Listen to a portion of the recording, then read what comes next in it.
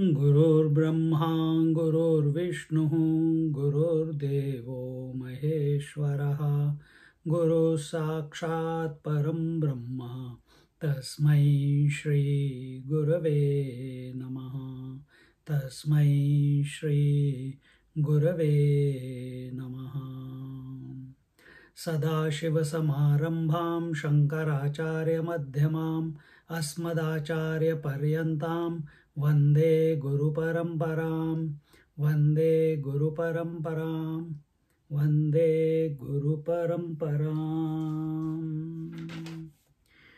We are in Katha Upanishad, the 6th Valli or the 3rd Valli, whichever way you put it, section 6.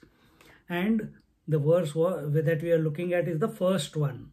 Urdhva Mulo Vakshakha Esho Shvatha Sanatanaha Tadeva Shukram Tad Brahma Tadeva Amrutamuchyate Tasmin Lokashrita Sarve Tadunatyeti Kaschana Etadvaitata. This is that. Come to know this. What is that?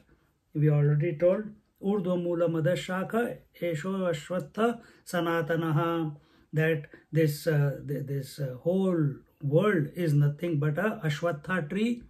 Ashwatha tree is a particular category of trees, species of trees, in which the banyan tree, the fig tree, the peepal tree, these 3 trees come. And what is the speciality of it? It has wonderful shade. It has very deep spread out roots and lot of branches and leaves, and very, very cool under it, and continuously little bit breeze, and the sound of the leaves, sarrahat ko kya bolenge English mein, I don't know. The quiver that goes through the leaves makes a beautiful sound. Anyway, that is the tree. And we know banyan tree, it can spread to kilometers. One tree can keep expanding up to kilometers. If you go to Bodh Gaya, from one tree, the branches come out, and then adventitious roots come, and they touch the ground, it becomes the root, and then again it grows, and it's almost more than 900, 1200 years old. I don't know exact the age. And similarly in Sri Lanka also you find in Kandy, a huge tree. The one part of it was taken to Kandy, and there also the entire area is covered by the tree only. And similarly you can go to Calcutta. There also one tree is there which has a radius of almost half a kilometer. so it's that is the category of trees we are talking about. And here it says that whose roots are above, and it is a tree which gets its nourishment from above. It's an upside down tree, and branches spread below with the leaves and fruits all hanging upside down. And it is nothing but Brahman, because it is getting nourished by Brahman. It came out of Brahman. It is expressing in Brahman. It has got no existence. Means this world has got no existence apart from the reality, the absolute reality. Just like the world of waves has got no existence apart from the infinite waters. The appearance of the various ornaments have got no, are rooted, I should say, are rooted in the gold. Gold is not affected if the ornaments are there or not. Similarly, the truth is also not affected if the tree is there or not. But when we look at this tree, it has to be resolved. When we look at the world, it needs to be resolved in our mind. Till this resolution doesn't happen, we will keep thinking that the reality is separate from the world and I have to run away from the world and realize the reality. And then when I come back into the world, normally this is what happens, that when I come out into the world, again perceive the world, and I perceive only problems, challenges, change, and all that gives me misery or joy. And we, instead of going through misery, joy, instead of going through the duality and the variety of the world, we need to reprogram our mind in such a way that we see that the whole world here, through this example it is taken, that this whole world is rooted in the reality. It has come out of the reality, it is getting nourished by reality, it goes back to reality. And what is that which goes back? Only the appearance. Does the water go back to water in a wave? Does the water go back to water? Or only the appearance, the name and form goes back to the water, isn't it? Exactly the same way. In this world, in the root of it is the reality. We can't see it because we are it. But we are obsessed with name and form. And here we are not talking about anything else. When we talk about Ashwatha tree, we are talking about the name and form, the visible, the appearance, the phenomenal, the temporary, the finite. And that is the world. And where is its root? Its root is in the is getting nourished from the absolute reality. And once you come to know this, a person becomes immortal. Sorry, so here, once who knows that the tree of the world is rooted in the reality and is nourished by reality and is existing in reality, such a person becomes immortal. We are not talking about realization. We are talking about immortality. At the relative level, the maximum you can go to is immortality. Mortality, immortality. Because such a person is not afraid of the body going away. Such a person is not afraid of thoughts going away. Such a person is not afraid of nears and dears going away, wealth going away. He is not afraid of anything going away. And that is how you are at this moment also. Every day the day is going away, you are not crying.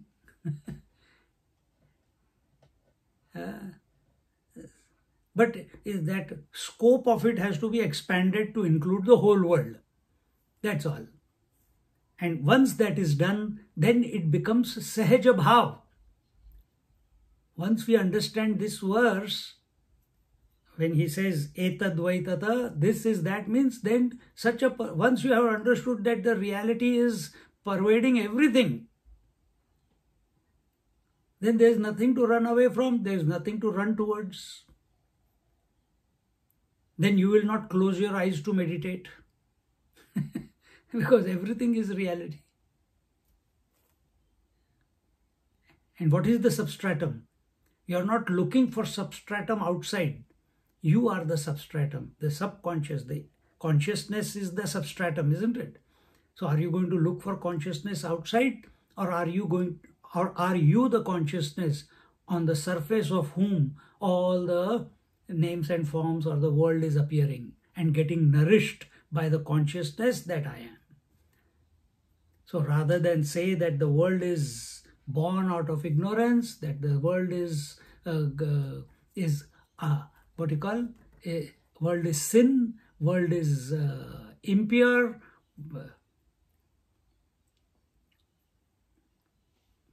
correct your vision And once the vision is corrected, then phenomena will keep going on. What can you do about it? But you are not shaken from the absoluteness of abidance. And in this way, we are on the Shankar Bhashya. We were looking at page 147 in the Sanskrit one. It said, Vedanta nirdharita parabrahma moola saraha avidya kama karma avyakta bija prabhavaha aparabrahma vijnana kriya shakti dvayatmaka dvayatmaka.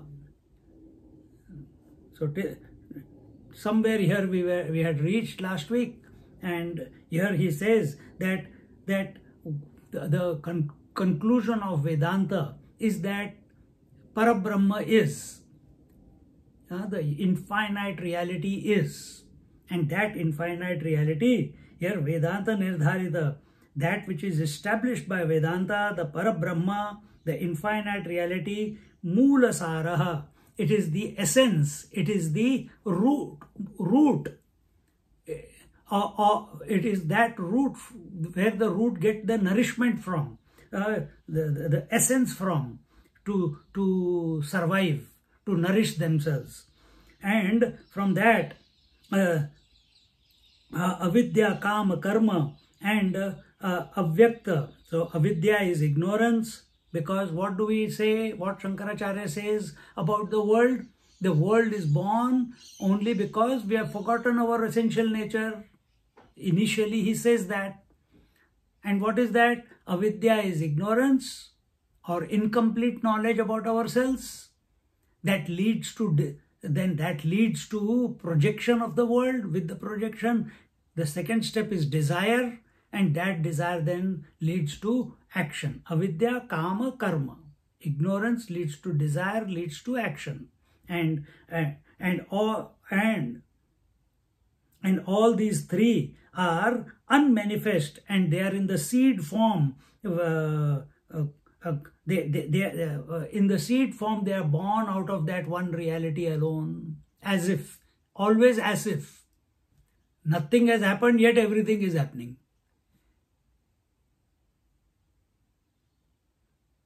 Nothing has happened with water, yet waves are seen.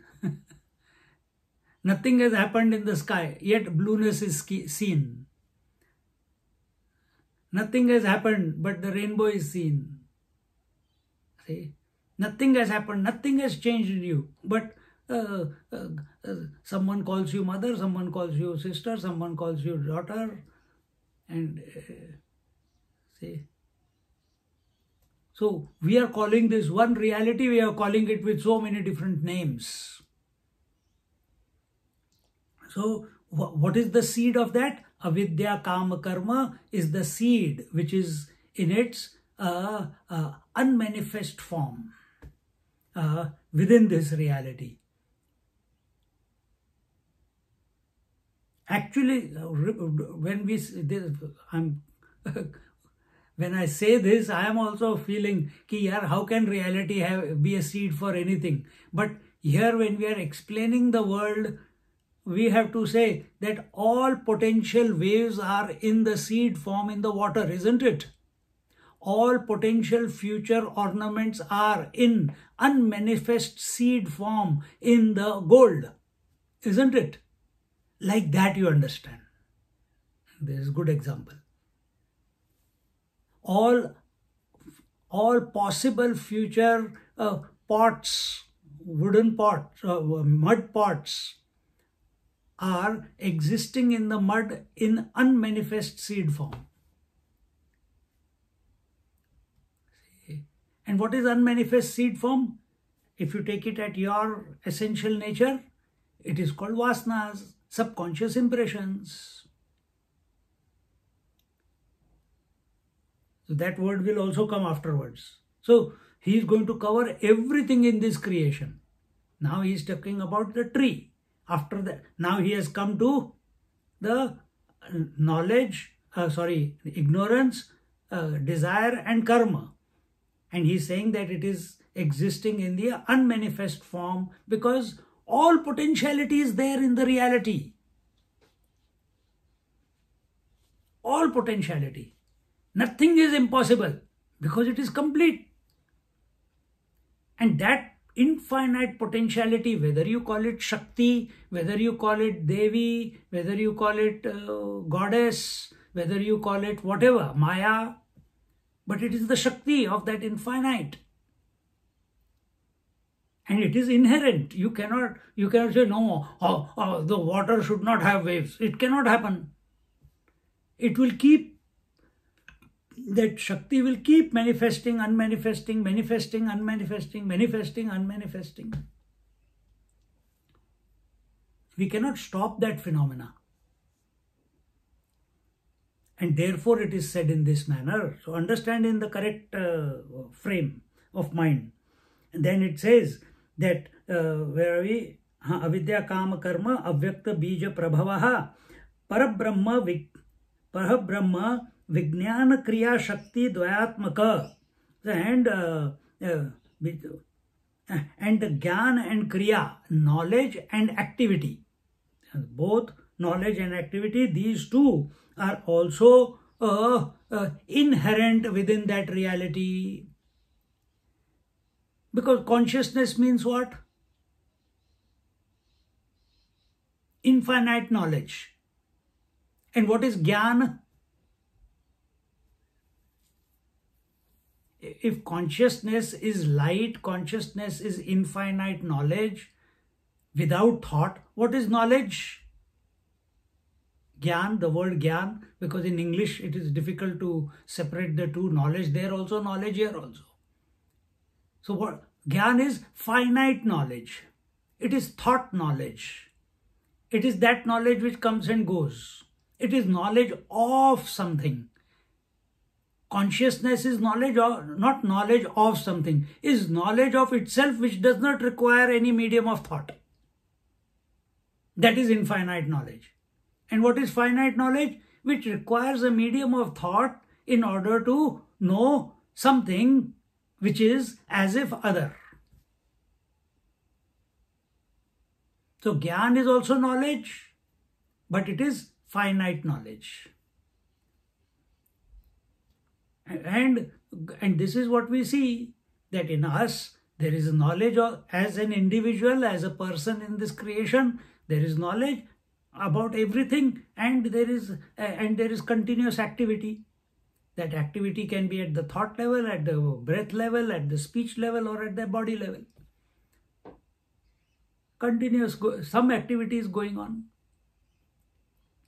So all that is located, that all this is part of the tree, but it is getting nourished from the infinite source, the infinite reality. So they are the nature. Here it says Swarupa Bhut. Swarupa Bhut means it is the nature of the reality. What is its nature?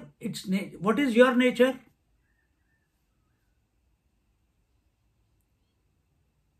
What is the nature of an individual?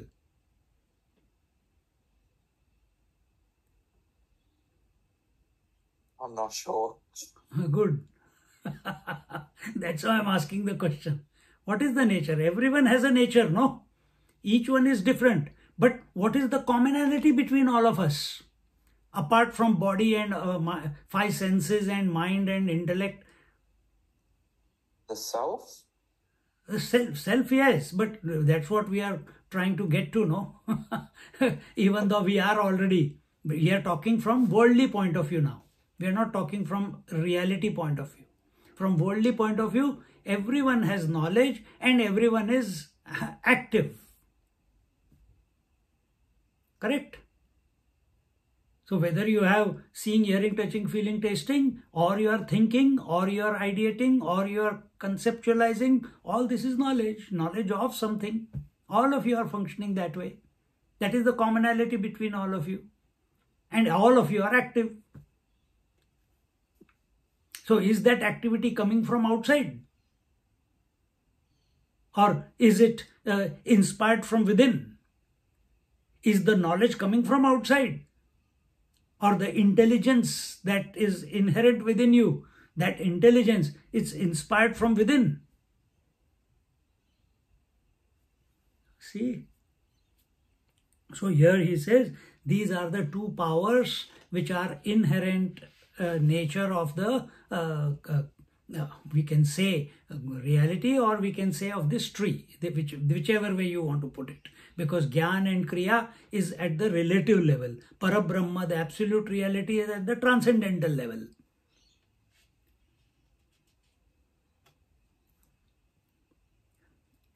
And then he says, Hiranya Garbha Ankuraha Sarva Prani Linga Bheda Skandaha.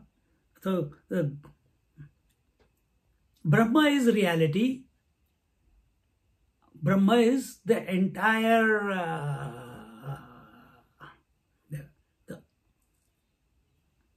so here, see, you know, like we say, you know, you must have come across this word, Abrahamic religions and Brahminic religions, isn't it? Christianity, Islam, Judaism, they are Abrahamic religion, and few of the others like Sanatan Dharma and Jainism and Buddhism, they are Brahmic religions. Similarly, Parabrahma, Aparabrahma. I'm taking that simile for this purpose. Parabrahma, Aparab, is added to it. So what is Parabrahma? The transcendental reality. And what is Aparabrahma? The relative reality. What is the nature of Parabrahma, the transcendental reality? Infinite. Without beginning, without end. What is the nature of relative reality? Till you don't realize, it is infinite. When you realize, it's over. But till you don't realize, it is infinite. See? When did this world begin? I don't know. When will it end? I don't know. It's beginningless. Aparabrahma. So here it is told that, where are we? So from that reality alone came the Aparabrahma, the relative reality, and the relative reality, for it to appear, this whole entire relative world that we are seeing, for it to appear, there must be a seed. Just like a seed has to be sown, out of which the tree will come, isn't it? That seed would have become the root and the shoot. So this entire relative reality, which is called the world, where was it existing before? What is the seed in which it was? What is the womb in which it was? It is called Hiranyagarbha. That is the seed. Then, and that is the, Hiranyagarbha is not the seed, Hiranyagarbha is the sprout. Okay, I stand corrected. It is the sprout. And when the sprout comes, automatically the roots are also there. Don't forget that part. But is the sprout manifest or unmanifest? Both, isn't it? The seed is maybe 15 centimeters below the ground, and the shoot has come, root has come. Can you see it? No, you see it only when it breaks the soil and comes out. So till it was inside the soil, it was unmanifest for you, isn't it? So that Hiranyagarbha, the sprout here, Ankura. Ankura is the first shoot that comes out. But corresponding to the shoot, there is a root also. And that is also, that is the Hiranyagarbha of this, that is that is the sprout of this tree, you can say that. and the entire being's subtle body uh, uh, are the various branches, are like the shoulders. See? So all the branches of this tree are like the subtle bodies of all the beings. So there is no multiple minds. There is only one mind. Subtle is mind only, no?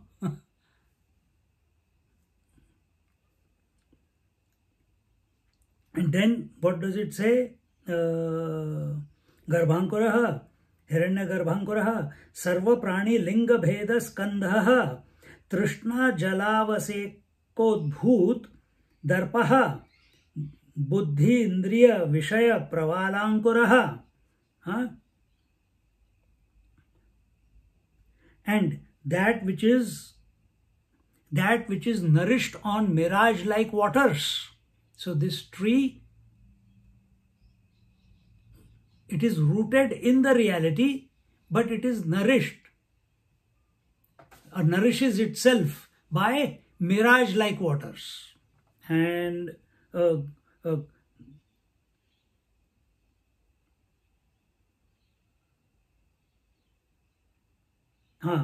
and because of that, because of being nourished by the mirage waters, then the buddhi, intellect, indriya is the senses, and the vishaya pravalankuraha, and vishaya is all the objects, and all the seeds of the objects, of all the seeds of the what you call intellect and the senses. Again and again, new things are being born, and again, every moment. See, we may be seeing the same thing. Is the same world, is the same house, is the same people, is the same vegetable. Everything, you open the fridge, yesterday also same vegetable, today also same vegetable. You can't see the change, but it has changed. How do you come to know? Taste it. Taste has changed. How do you know you have changed? Look into the mirror, you will find out.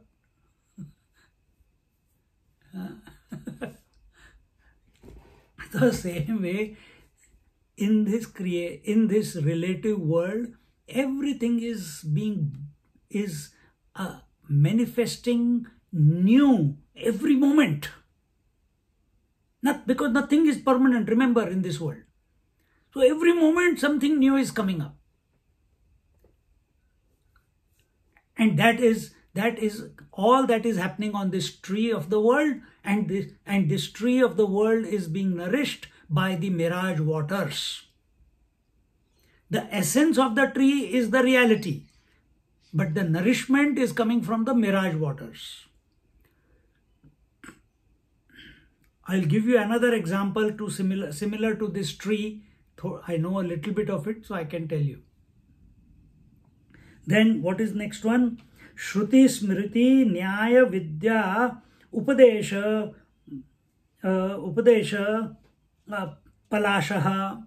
So the leaves of this upside down tree of the world, the Shruti, the Vedas, Smriti, the what do you call, the Puranas, Shruti, Smriti, Nyaya. Nyaya is the logic.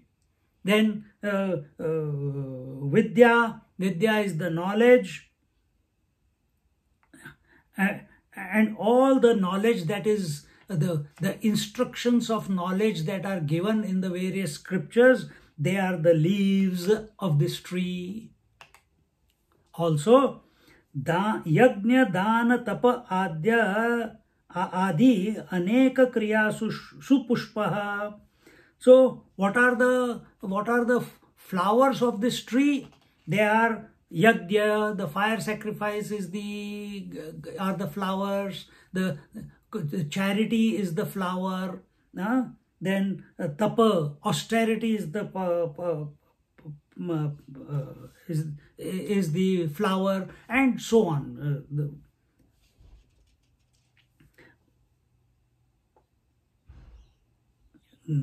And all these are different flowers and various activities, various actions. Yajna is an action. Om Prana Swa, Om Apana Swa, you are doing Havan. Then what is the next one? Dan.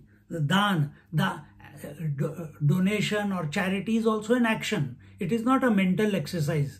You have to go and do something. It is an activity. First you commit in your mind, and then you go and carry out what you have committed. Then tapa is control of senses, control of your mind, regulating your breath. All this is activity.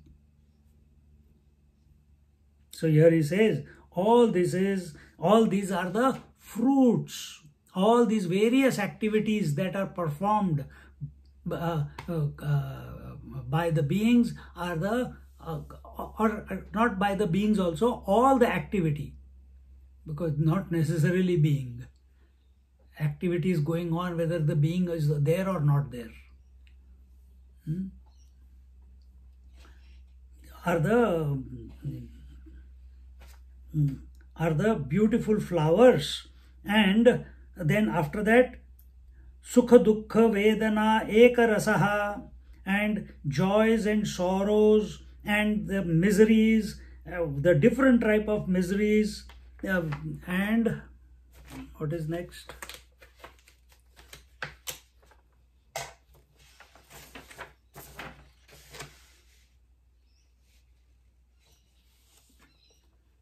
And what does it say? Sukha Dukkha Vedana Eka Rasaha Prani Upajivyananta Falaha Tat Trushna Salila Vaseka Prarudha Jadi Kruta Drudha Baddhar Mulaha. So here he says that the joys, the sorrows, and the various miseries, various types of miseries, with being of the nature of this is its nature. It's not that you will have only joys continuously. No, where there is joy, there will be sorrow. Where there is success, there will be defeat. So, what is this world then? This Ashwatha tree, this upside down tree, it is full of duality. It's full of duality, and these are and it is inherent within it. You cannot. So what we think. We have done the good and we have done the bad. We have become happy, we have become miserable. And what is being told? The nature of the world is happy and being miserable. Nature of the world is to success and failure. And what does the individual do? Individual identifies with what is going on in the world and creates misery for himself or joy for himself. That is the nature of the world. That is in other words, if you want to understand, that is the nature of the mind. Sometimes it's happy, sometimes it's sad, sometimes it's successful, sometimes it fails, sometimes it's excited, sometimes it's sad. Sometimes it's awake, sometimes it's sleeping. And we think what? I am that. Instead of saying I am that with the reality, I say I am that because I have identified with the tree. And where is that tree? It's in the mind. Where is in the mind? Only an appearance. Because mind is nothing but consciousness. And with that appearance I have identified, and I am going through the roller coaster of life.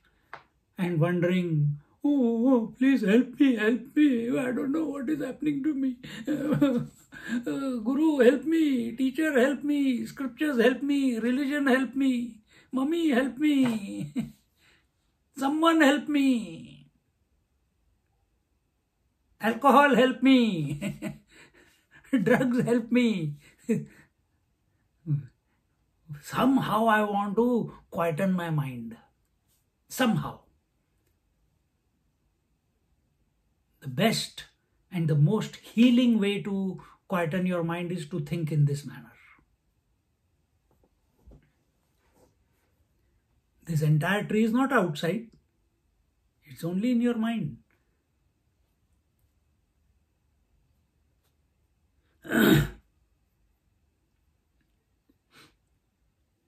And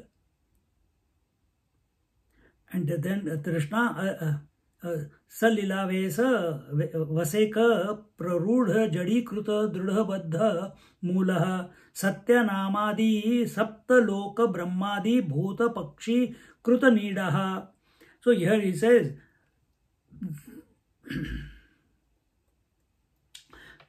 so he keeps this tree, it keeps giving the fruits to all the beings in this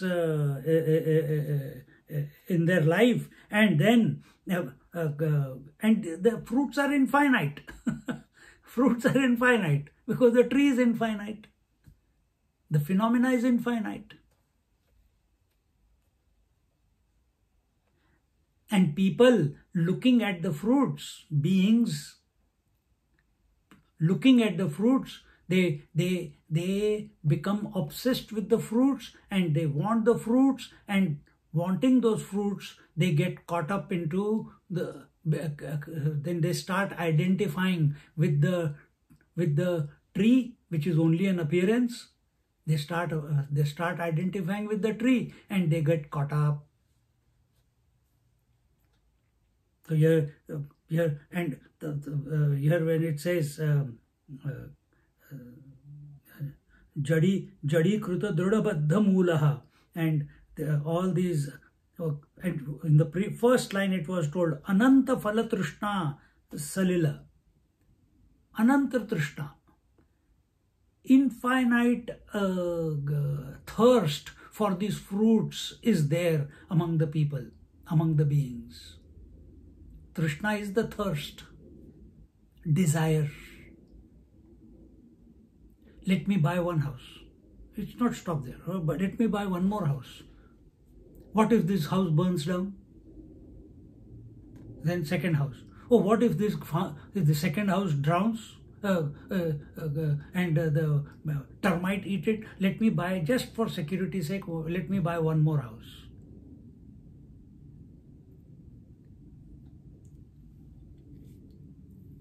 You know, in superannuation they do. No, I don't have superannuation, but you people must be doing. I help my mom. You have a growth, or you have the balanced, or you have the cash, isn't it? Where do you get more? In cash or in growth? In growth. But the risk is equal there, isn't it? But what do? No. I must spread my risk. I must spread my risk. थोड़ा cash में भी डालो, थोड़ा shares में भी डालो, थोड़ा a little bit in the mutual funds, in the insurance, etc., fixed deposit. So I have spread it out. If something breaks down, I got the others left. Security. And you are planning all this, and while planning all this, and you pressed all the buttons, correct buttons to put all the money in all the thing, and when you press the last button, you breathe your last. What will you do?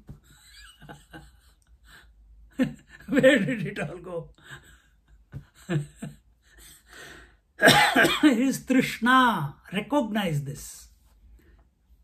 And once you recognize it, that it is, don't take it real and run after it.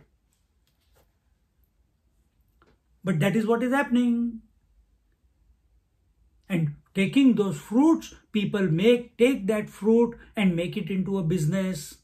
They'll take, the fruit has been given by the world, but you collect the fruits and open a stall outside the house. $5 banana, $5 banana, $5 banana. Mungfali le lo, mungfali le lo. You didn't create the mungfali. You just plucked it from the tree. The tree gave it to you. But this is what is happening. Life is giving you breath, life is giving you knowledge, life is giving you hunger, life is giving you everything. But you encash it. You become a pranayam teacher. Only 10,000 rupees for 10 sessions. Encash it. Instant enlightenment. $3,000. Instant. Brahman must be reality must be thinking instant. How does this happen? Instant enlightenment. Who is this who knows more than I do? So we encash it. We take the fruits that the life is giving us, the tree is giving us, and we make it into a profession. And then once that happens, you are only living in survival. Your attention has been hijacked. Continuing. Bhoot pakshi krita needaha prani sukha dukkha bhoot harsha shoka jata nritya geetavadi. Okay, what does it say here?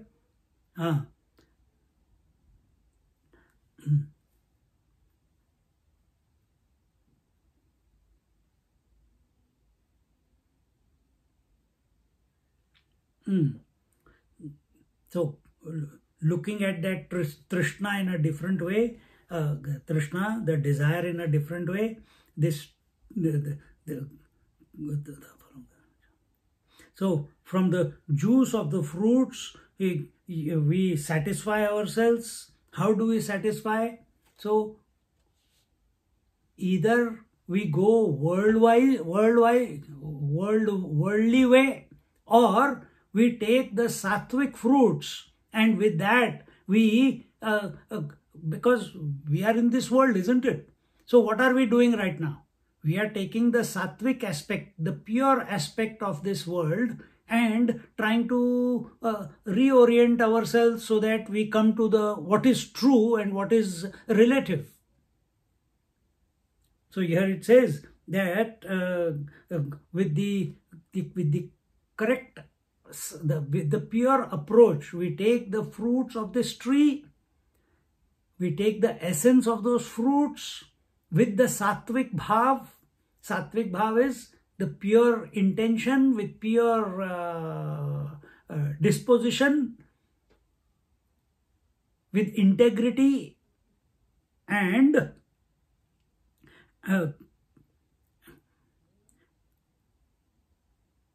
then with that, with a commitment, we quieten down because we are just accepting what the tree is giving us without desiring, without we are having a sattvic bhav, we are having the pure intention. And when you have the pure intention, you will automatically inside the commitment will come that I don't want to get into too much of desire oriented activity. See, today only one person came, and what did they say? Yeah, they came, Swamiji, nowadays I am not getting disturbed by anything. I go, very good. They came with me to Kailash this time. So you're not getting a very good word. No, I'm enjoying being silent all the time. Enjoying being silent all the time. So I do my japa all the time. My mouth is chanting the mantra. Since Kailash, it has even more intensified. Continuously I'm chanting the japa. And while chanting, chanting is going on, and my work is going on, and suddenly the mind becomes quiet, and I don't even feel the urge to chant further. And my mind is absolutely quiet, and I'm watching everything is going on. How beautiful. See?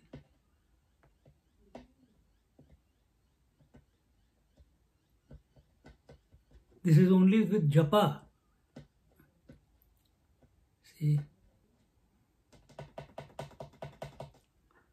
So, when you take the name of the Lord or you chant Om, automatically all the subconscious impressions, conscious impressions, the surface impressions, as well as the subconscious impressions, all of them become neutralized. Till they don't become neutralized, you will not feel the calmness. Right now, between two thoughts that are coming to you, there is silence. But if I if I don't speak for maybe 3, 4, 5, 7 seconds, your mind will start up with something. Why is he not speaking? Swamiji, are you awake? Something will go on in your mind. In deep sleep also mind becomes quiet, but we are not awake there also. In between the two thoughts also there is no eruption of thoughts. There is no disturbance, but we are not available to ourselves. We will become available to ourselves naturally, effortlessly. It must happen effortlessly. And that will only happen when the subconscious impressions or impressions quieten down. And they quieten down only when we don't pluck them out and throw.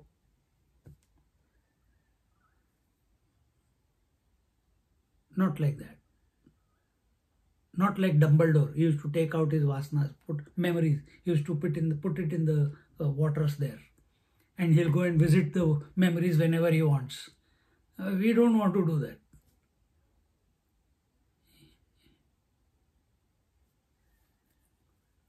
You chant the name. Where have all your memories and subconscious impressions gone when you go to sleep? 3, 4, 5, 6 hours that you sleep when there is no dream also.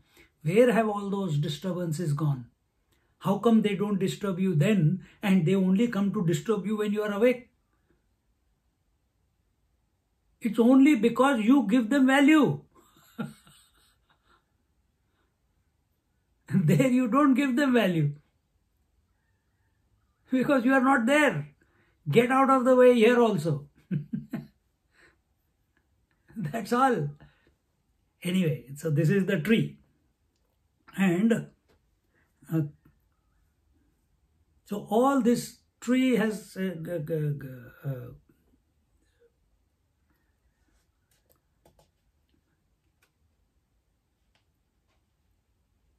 so this tree is this fruit is which has been we have taken the essence from the sattvic bhav, and the karma vasana etc. have been quietened.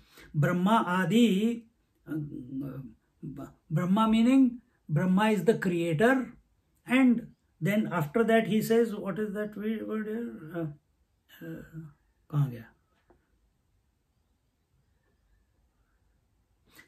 Brahmadi bhut pakshi kruta nidaha. So Brahma is the creator, etc. Meaning Brahma, Vishnu, Mahesh, the creator, maintainer, destroyer, and his various Shaktis and the various gods, etc. etc. Plus what? Plus the various birds and the various lokas, the planes of existences. What are the planes of existences? There are 14 planes of existences. From earth upwards is Bhu, Bhuva, Swaha, Tapa, Maha, Jana, Satyam. Satyam is where the creator is living. Rest of them are the various levels where the great sages are living, the ancestors are living. These are the 6 heavens. Ultimate of them being the creator's abode. And then there are 7 below. Tala, Sutala, Tala, Tala, Patala, and so on.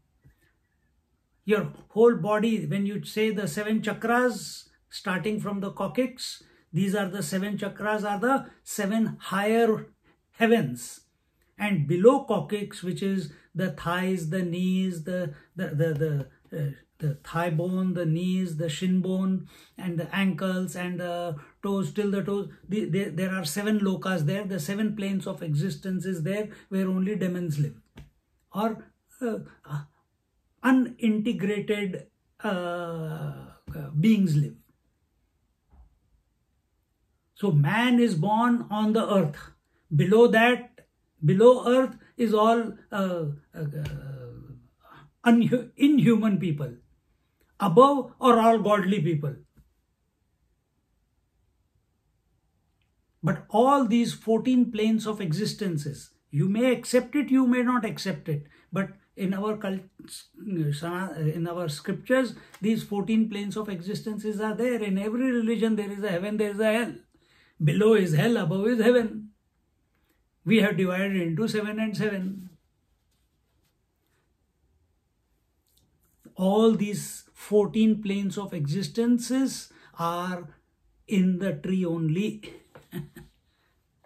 They are not outside the tree. And in this manner, so what it says is that all these 14 planes of existences have made their nests on this tree. Need is a nest. So they have made nests on this tree. Then continuing from there, Prani, Sukha, Dukkha, Bhuta, Harsha, Shoka, Jata, Nritya, Gita, Adi. Then that which of all the living beings, joys, sorrows, grief and excitement, and out of that is born the dance, the singing, the instruments, the sports, and the asphoton को क्या बोलेंगे,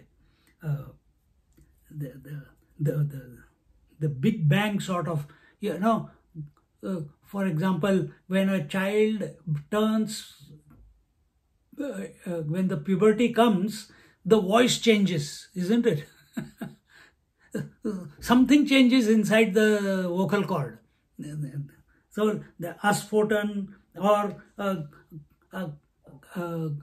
laughter, or what is this, or crying, or irritation, or complaining, or running away, or running towards, all these different words, all these different emotions. You don't prepare emotions and then they appear. All emotions happen suddenly, spontaneously, under certain set of circumstances. All of them are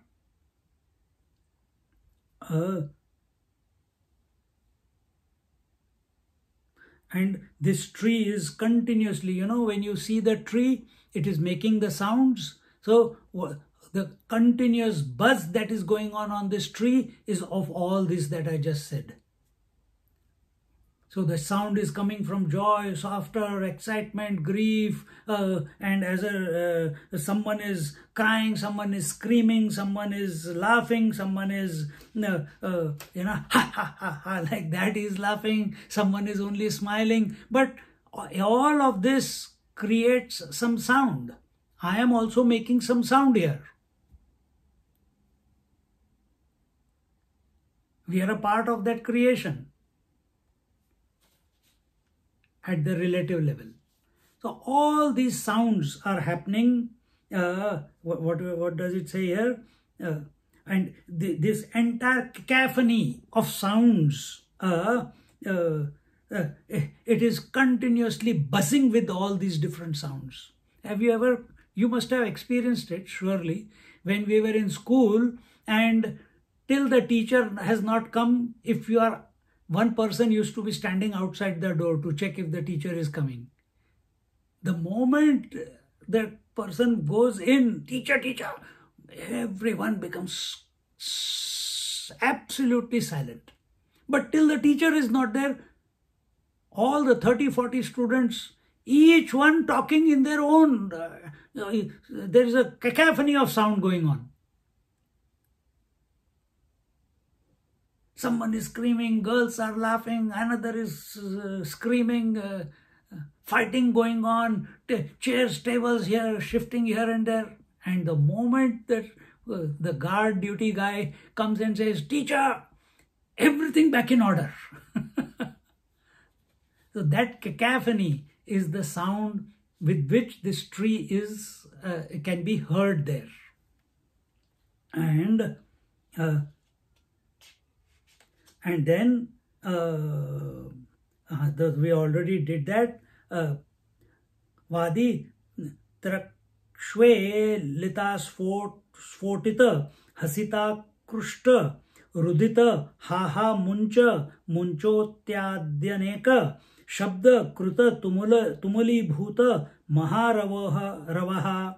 Till here we have done just now. Now next part, Vedanta vihita brahmatma darshana asanga shastra krutocheda esha sansara vrikshaha.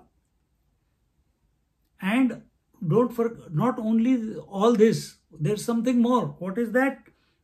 What is the part of the tree, or what is this tree constituted of?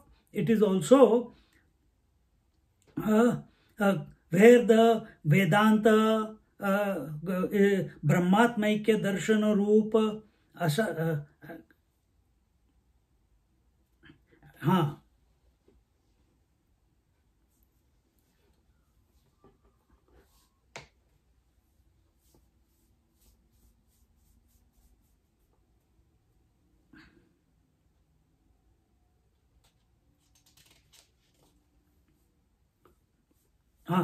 So it is in this tree only that the Brahmatmaikya Bodha, meaning the talk of the higher reality, the meditation, the contemplation that we are doing, all this is happening in the tree only. It's happening in the relativity only. And here it says Brahma, and so within this tree only, the Brahmatmaikya Darshan, the knowledge about the one without a second reality, is also within this tree only. And then, and this tree, and the tree alone gives you the knowledge of how you can go beyond the tree. And how is that? Asanga shastrena, with detachment. With the weapon of detachment, you can go beyond the tree. With the weapon of dispassion, you can go beyond the tree. Asanga, sanga means attachment. Asanga means detachment. Shastra means the weapon.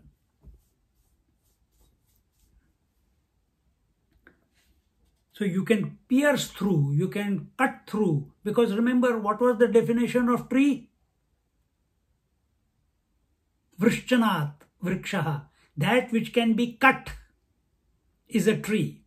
And how do you cut it?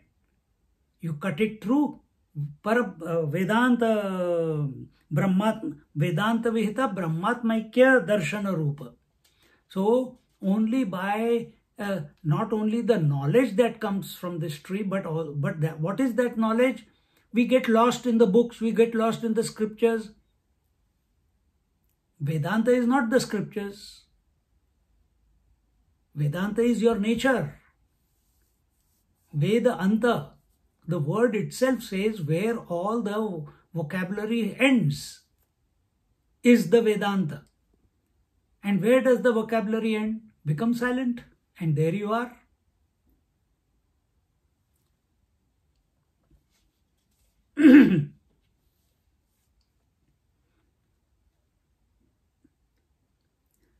Such and through Vedanta Brahmatmaikya Darshan or Bodha, with that, only by coming to know your essential nature, that is the only way you can cut through the tree of relativity. You can go beyond the tree of relativity. Remember, don't forget, the tree of relativity was only an appearance. And that appearance, and what is appearance? Name and form. And we have taken that to be real.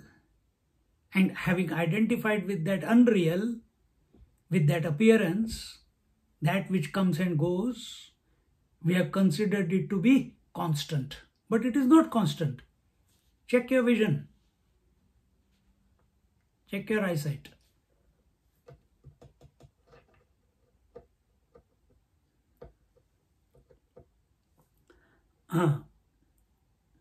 वेदांत विहित ब्रह्मात्म दर्शन असंग शस्त्र कृतोच्छेद एष संसार वृक्षः अश्वत्थः अश्वत्थवत् काम कर्म वातेरित नित्य प्रचलित स्वभावः स्वर्ग नरक तिर्यक प्रेतादिभिः शाखाभिः अवाक्शाखः सनातनः अनादि स्वाच्चिरम pravrittaha. In other words, what he is saying is ashwattaha ashwattat kama karma vata irita nitya prachalita swabhavaha. He is saying that, in other words, this ashwattha tree, like this ashwattha tree, our desires and our actions, which are inspired by the breath. Without the breath, you cannot do these actions. Without the breath, the movement of your thoughts will also not take place. So, what is that source which is behind the thoughts as well as the actions? It is the breath. So here it says, inspired by the breath, and it is very, very fickle. It is very fickle. The tree is very fickle. The tree of your mind or the tree of the world is very fickle, continuously changing. It's not changing on a daily basis. It's changing every moment. And therefore it is fickle. Recognize it so. That's all. Nothing needs to be done. Recognize that that world is like this. That it is changing. I took care of my children and they don't ask for me, they don't call me, they don't even inquire about me. Then you go into depression. I love her and she does not respond to my love. Who asked you to love? You love yourself. Finish. You are running after one imagination. Then imagination doesn't respond. What to do? This is how the world is. Today, if someone is a friend, tomorrow that same person is an enemy. Today you are healthy, next moment you are unhealthy. How many people you know that you are absolutely healthy, you just go for a normal checkup and you come back sick from the hospital?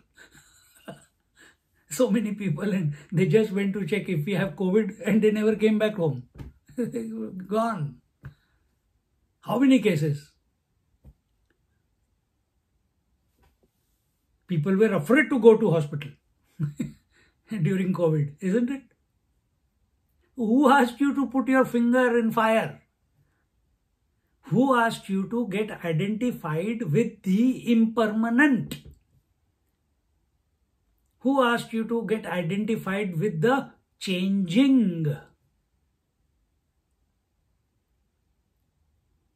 What will happen if I get identified with changing? What is going on right now? That will happen.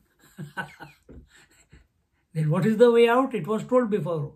Vedanta Vihita Parabrahma Darshana Rupa. So only by knowing the self, you can go beyond this continuous change. You have to recognize that change is in the mind. I am the changeless. In fact, you even look at the mind. Even if you look at the mind, all the thoughts are coming and going. They must be coming and going somewhere, no? We say mind. What is the mind? Have you seen the mind? Is it does it have any boundary? Does it have any dimensions? You have just accepted it's the mind. Mind is nothing but infinite consciousness. It has become conditioned, it has become limited only on account of unintelligent thoughts which you have cultivated. Change the thoughts, reduce the thoughts. What was the meditation on Sunday? Change the frequency of thoughts, change the quality of thoughts. Automatically the direction of thoughts will also change. And the mind will start expanding. And what is the nature of mind? Consciousness. It will become infinite of nature. All you have to do is reduce. But we are smarter than everyone else. No. I have to do this, I have to do that, I have to achieve this, I have to achieve that.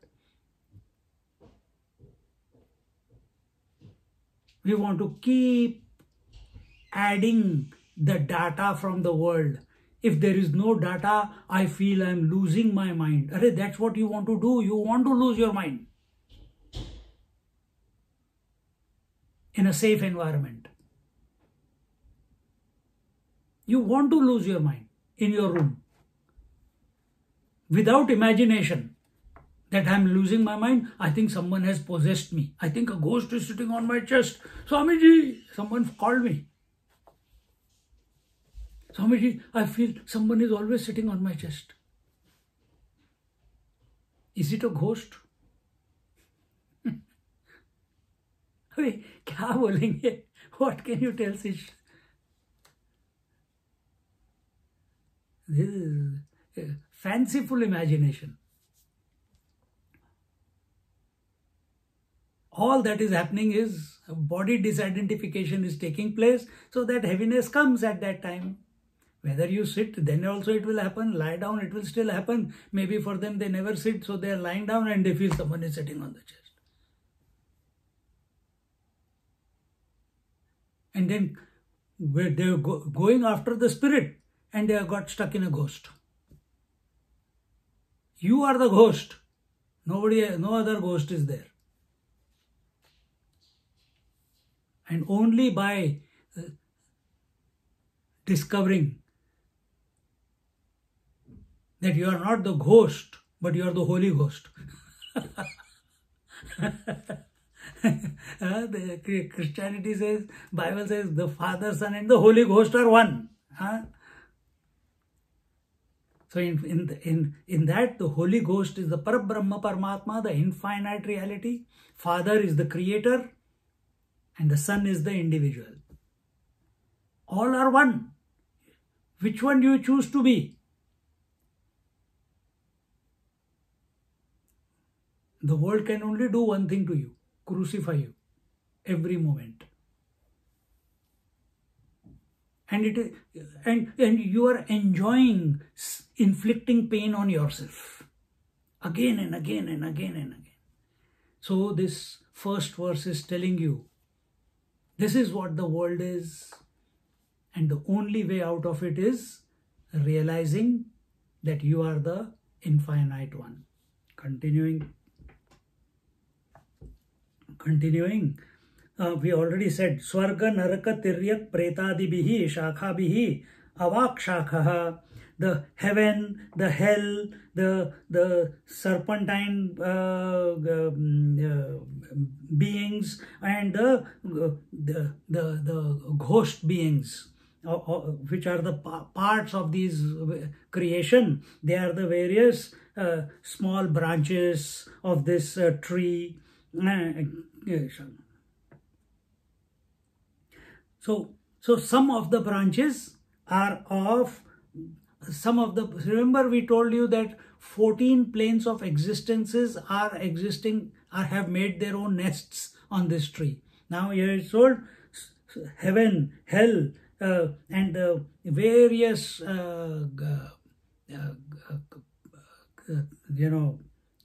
various beings. They are the shakha. Shakha means the small branches, And they are, all those branches of this tree are hanging downwards. The root is up, remember, branches are downwards. Just like our hand is always hanging downwards. Our legs are hanging downwards. Are your legs, can you have your legs up and then walk? Not possible. Can you keep your hands up and walk? For some time, but when I went to Kumbh Mela, there is this Mahatma there. For 35 years, the Guru Maharaj has kept one hand up. Now he can't bring it down because all the blood flow has stopped going up. So he's stuck there.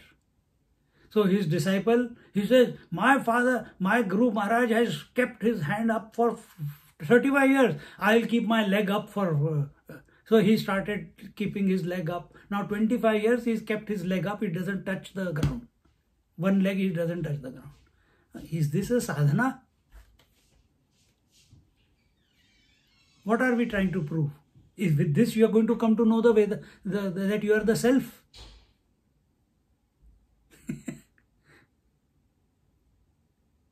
See, very quickly we will say, no, this is not sadhana. And what are we doing in our life? What's for dinner next? I have to call this person. They called me. If I don't call them, what will they feel? That I only go to everyone's house without calling them to my place. Do it sometimes for fun and see what happens.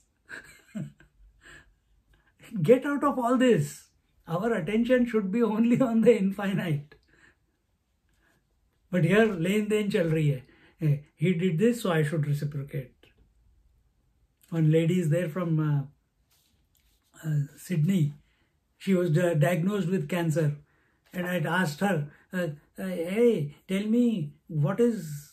A few weeks, I said, what are you feeling? Because the cancer has come and doctors have told you 6 months. She's still alive after 4 years. They had given 4 months, lung cancer.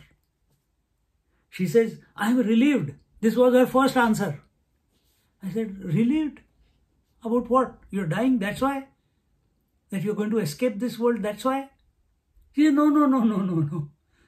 I said, relieved of what? She said, relieved of reciprocating to all the people who used to come to me. If they have invited me to a birthday, then I have to invite them to my birthday. If I have to, every day my 1 or 1.5, 2 hours used to go shopping, because I have to buy presents, because on the weekend I have to go to this person, to that person, to that person. I have to buy flowers, I have to buy this chocolates, I have to buy the small kids appropriately, I have to buy the presents. Now I will say, I have got cancer, I can't do anything. I'm not coming and I'm not inviting. I'm relieved. Imagine.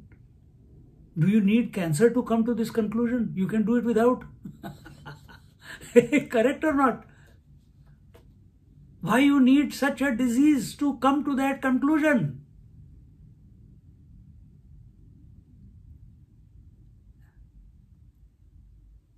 Recognize there is nothing in this world which can permanently satisfy you. Nothing.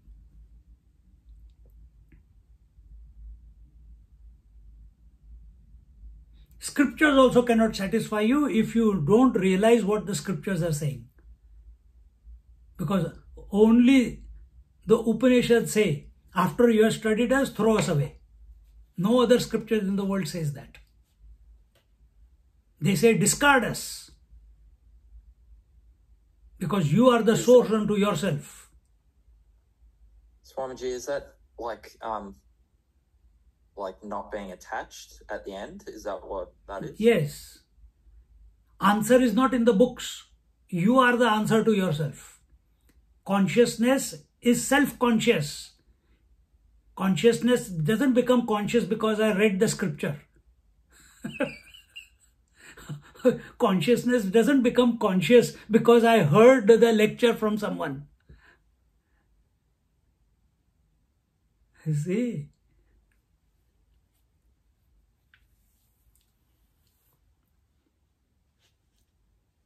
So all these heaven, hell, the serpentine beings or the ghosts and demons, all of them are various small branches. You can see any tree outside.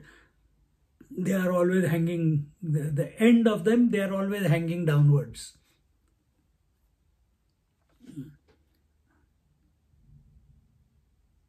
And Sanatanaha Anadi Tvatchiram Pravrittaha, and because this tree is Sanatan, tree is eternal, this phenomena is eternal. What is the eternal phenomena? Day and night is an eternal phenomena. Why eternal? One day the sun is going to go. No, till then it is eternal. You don't know when the sun came. You don't know when the sun is going to go. Within your life, sun is eternal. And day and night are going to be eternal. So the nature of the phenomena is change. The nature of the phenomena is fickleness. Nature of the phenomena is finitude. Nature of the phenomena is change. Nature of the phenomena is appearance. It is Sanatana. It is eternal, it is going on. Did you create it? No. Can you conclude it? Yes. How can I conclude it? Come to know yourself.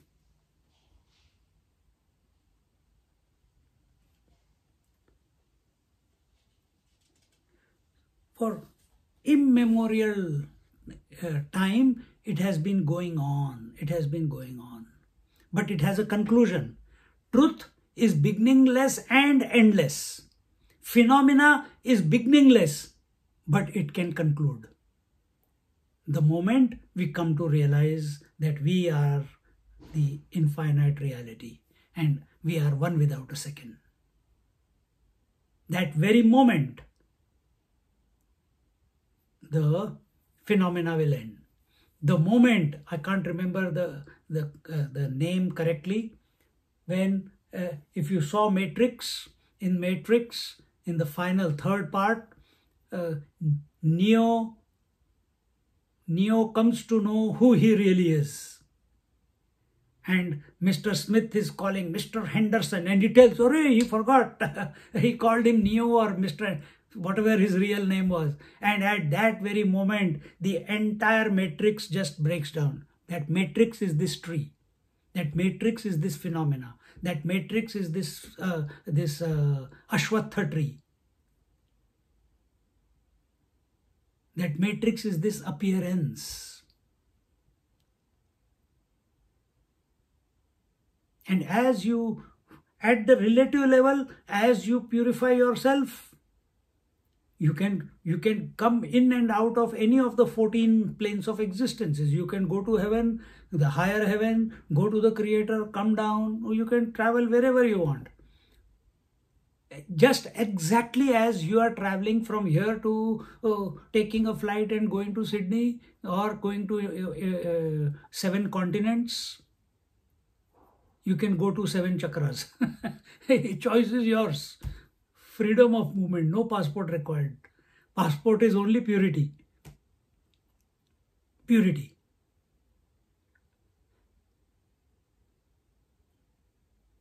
But you have to go beyond and realize that you are the infinite one.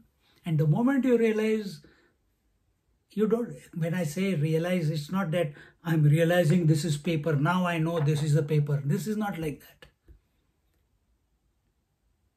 Consciousness becoming aware, being conscious of itself without a thought.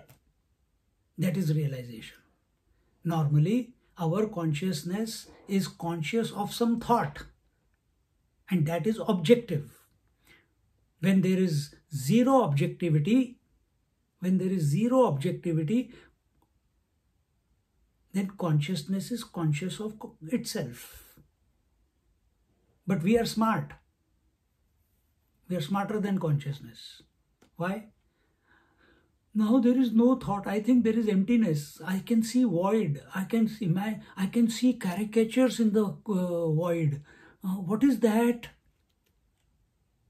We start imagining again because we have not become conscious of ourselves. We are still trying to search for ourselves out there in the emptiness. But there is no emptiness. Listen to the Sunday morning talks. There is no emptiness. There is only fullness. Then where is this world? Only an appearance in that fullness. There is only water. Then where are the waves? Only an appearance on the water. Exactly the same way. Exactly the same way. How much more is there? Yadasya sansara vrikshasya moolam tadeva shukram shubram shuddham jyotishmata chaitanyatma jyotihi swabhavam tadeva brahma sarva mahatvat. So here he says, that which is the root, that is that which is the source of this upside down tree, what is that? It is of the it is auspicious, it is light, it is pure, it is of the nature of effulgence, etc. And its nature is light of consciousness. So the root of the tree is light of consciousness. Are you going to search for light of consciousness beyond the space outside? Are you going to search for light of consciousness in other beings? Will you be able to access it?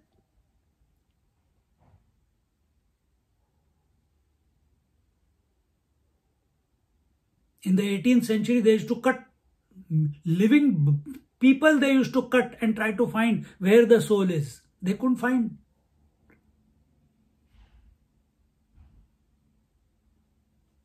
So they used to elongate the death in search of the soul. Imagine how ruthless that must have been.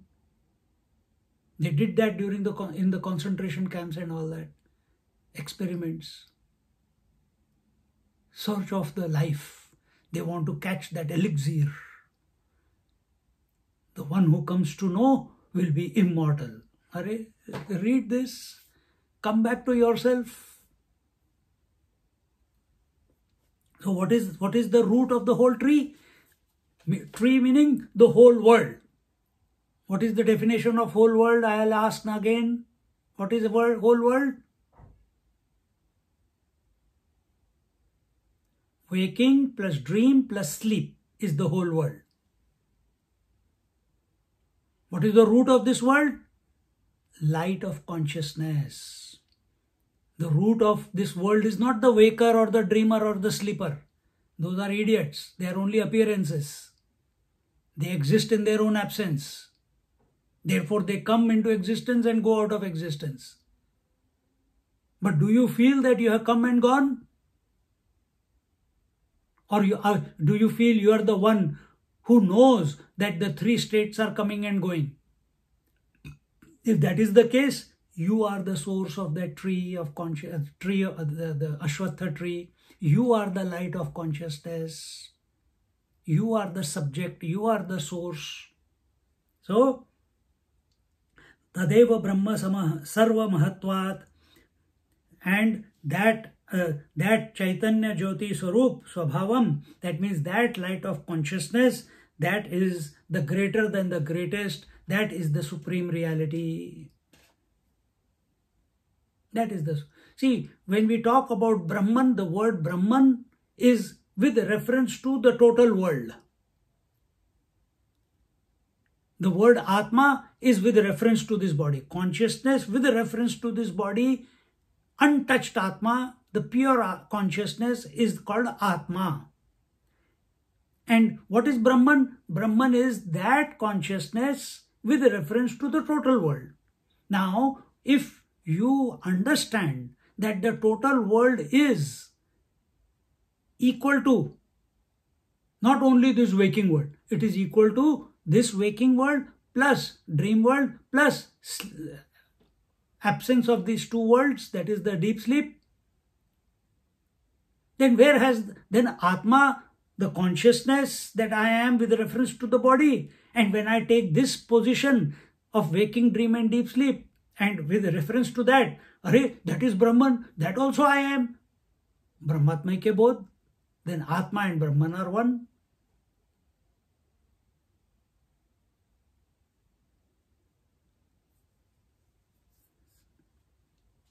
Tadevamrutam avinasha svabhava muchyate kathyate satyatvat. And this light of consciousness, this Brahman, it is of the nature of truth. And because it is of the nature of truth, it is of the nature of immortality. And in other words, it is indestructible by nature. So it is said. So we are not talking about some concept. We are talking about you. You are indestructible.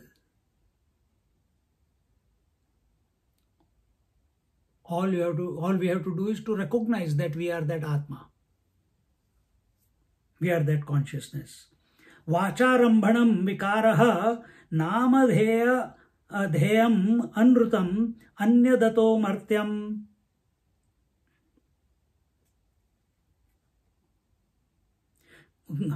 The entire modifications of the world, whatever you are seeing, what is modification?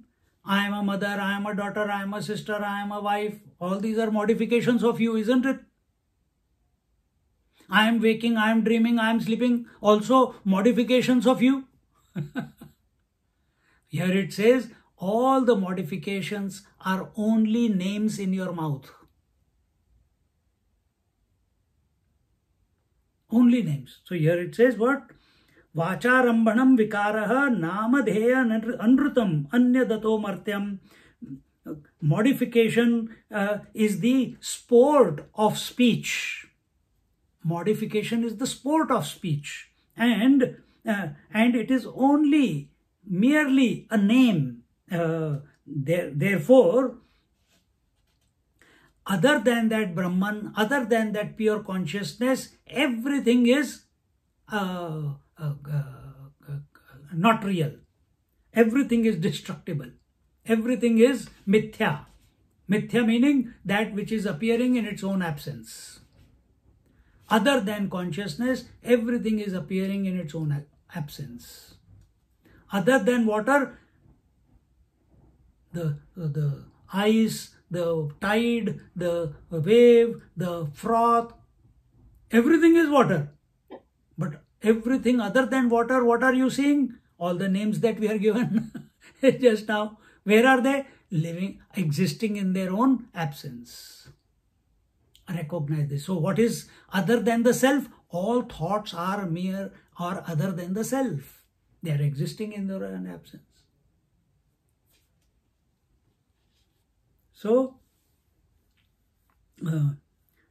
and all are, everything that is other than the self or pure consciousness is destructible because that is its nature. It will come and it will go.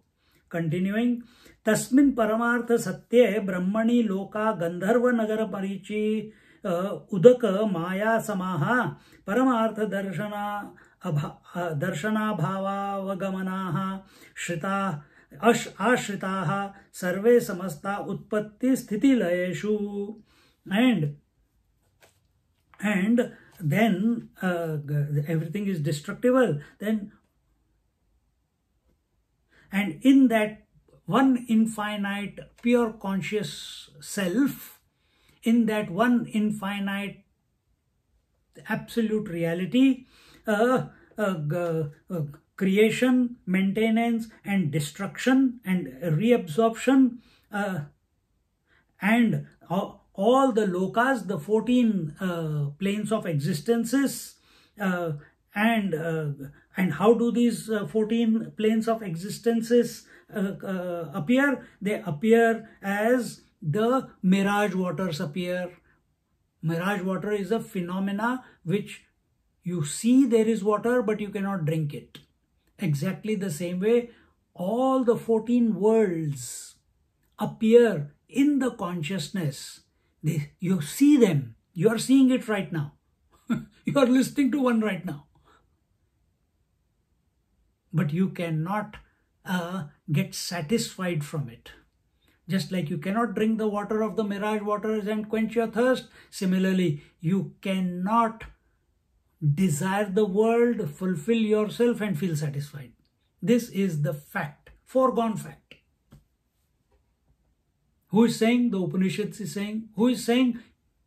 The Lord of Death is telling Nachiketa. And this is the truth. And therefore, so all these 14 lokas and all these, just like they are all, just like Maya, just like the Shakti is taking refuge in the infinite reality, just like your mind cannot exist without the consciousness that you are, similarly, all these 14 lokas cannot exist without they cannot appear without the pure consciousness, the light of consciousness, understand in this manner. And you are that light of consciousness, don't forget.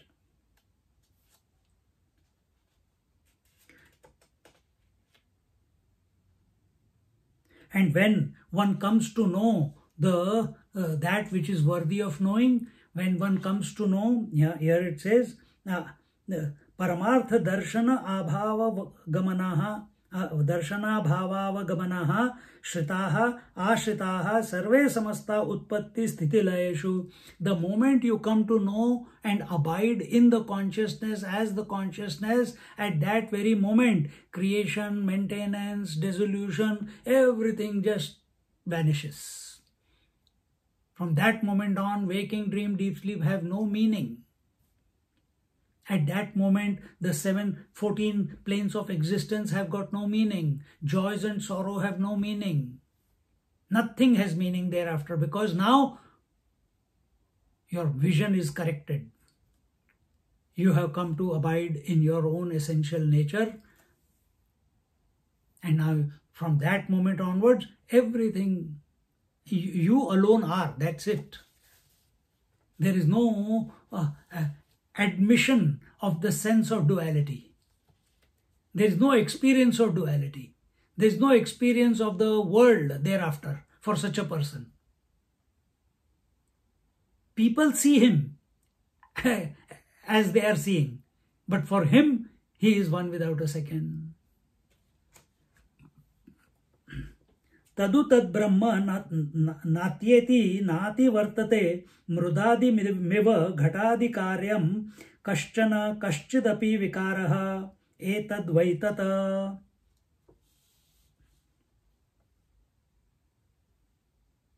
So just as the pots cannot be separated from the mud, that's the example taken here, and we can say the wave cannot be separated from the water, or the ornament cannot be separated from the world. Same way,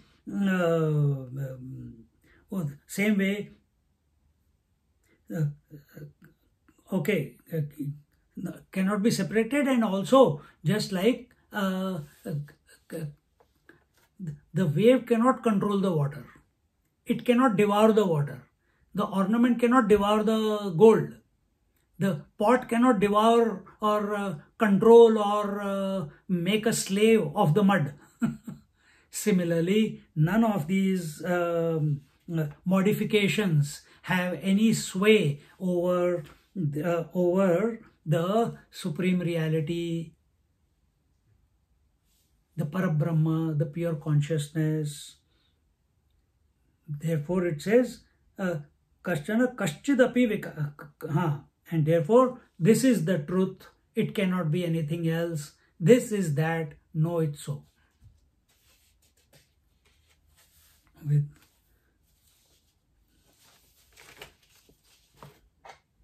With this first verse is over.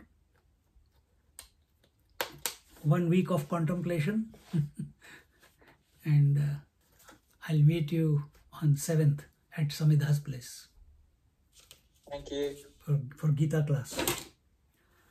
Om Purnamada Purnamidam Purnat Purnamudachyate Purnasya Purnamadaya Purnameva Vashishyate. Om Shanti Shanti Shanti Harihi Om Shri Gurubhyo Namaha Harihi Om. Sit quietly for a moment.